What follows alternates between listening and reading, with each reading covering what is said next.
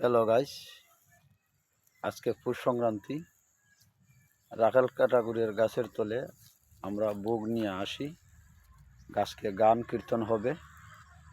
খুব ঐতিহ্যবাহী একটা গাছ, দরবেশপুরের এই একটা ঐতিহ্যবাহী গাছ।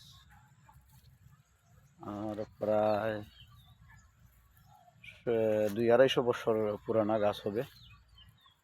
এখানে আমরা এই মানুষ যদি মারা যায় তাহলে আমরা মানুষদের সৎ কাজ করি। এখানে শ্মশান ঘাট আছে এই দরবেশপুরের ঐতিহ্যবাহী আমরা এই রাখাল ঠাকুরের গাছ।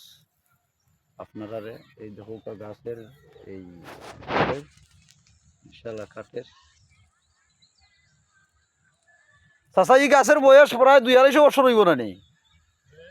এই গাছের বয়স 250 বছর হইব না নি? হ্যাঁ, হয় হয়, বললো